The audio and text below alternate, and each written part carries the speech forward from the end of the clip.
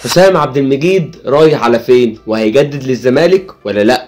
في الفترة الأخيرة سمعنا شوية أخبار وكان آخرها إن في صفقة تبادلية بين نادي الزمالك وبيراميدز، إن بيراميدز عايز يدفع لنادي الزمالك 2 مليون دولار وعليهم رمضان صبحي مقابل إنه ياخد حسام عبد المجيد من نادي الزمالك.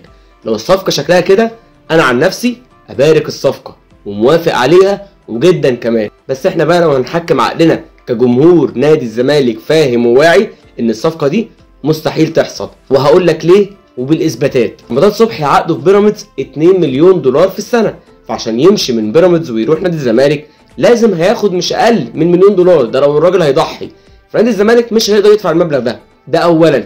ثانيا ان بيراميدز عشان يبيع رمضان صبحي لازم ياخد فيه فلوس، مش هيدفع فلوس ويتنازل عن اللاعب، لان بيراميدز دفع في رمضان كتير ولسه بيدفع فيه لغايه دلوقتي. ان اداره بيراميدز واداره نادي الزمالك في الفتره الاخيره في بينهم خلافات في وجهه النظر، اخرها في الميركاتو اللي فات كان فيها يحصل صفقات تبادليه بين الفرقتين بين جون ادوار وممدوح عيد، بس حصل اختلافات بينهم وما حصلش اي صفقات تبادليه بين نادي الزمالك وبيراميدز، وكان اخرها اللاعب اللي كان نادي الزمالك مصمم عليه هو اللاعب محمود صابر، واللي بيراميدز ما رضاش يوديه نادي الزمالك وداه تقريبا زد. فبيراميدز يوم ما هيصمم على حسام عبد المجيد اللي فاضل في عقده سنه مش هيدفع فيه الرقم ده وكمان يديك عليه لاعب هديه. ما اظنش ان بيراميدز بالتفكير ده، حتى لو حصل صفقات تبادليه بين الاثنين لعيبه انا كزملكاوي احب ان رمضان يجي نادي الزمالك، بس الزمالك هيقدر يديله مرتبه؟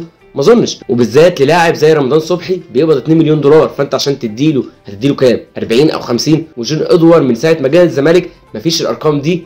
اعلى رقم بيتاخد كلاعب مصري هو تقريبا عبد الله السعيد، تقريبا بياخد 15 او 20 مليون، مش هياخد اكتر من كده. فانت عشان تجيب لاعب زي رمضان لازم هتعلي الرينج شويه، وما دام هتعلي الرينج هتعلي كل اللعيبه معاه. فجون ادوار مش عايز مشاكل تخش التيم، جون ادوار راجل بيرسم النادي وبيدي مرتبات واحده واحده وبيوعد اللعيبه واحده واحده، فهو مش ناقص اعباء جديده تخش على نادي الزمالك. فيا ريت اللي يقول خبر يقول خبر ويحكم عقله قبل ما يقول الخبر ده. الخبر ده ما يمشيش مع نادي الزمالك وما يمشيش في الوقت اللي احنا فيه كمان. طب اصبر شويه لما الارض ترجع اقول لك ممكن يكون في سيوله وفي فلوس فاحنا نجيب رمضان، نجيب احسن من رمضان، ممكن واصدقك وجايز، لكن احنا الاول نجدد للاعب احسن ما بعد كده ما نعرفش نجدد معاه، وبدل ما بيخش بيراميدز بس يخش كمان معاه الاهلي. حسام عبد المجيد لاعب من ناشئين نادي الزمالك وابن الزمالك، يا ريت الاداره تحافظ على لعيبتها وجون ادوار يخلي باله، لان الاداره نايمه كده كده.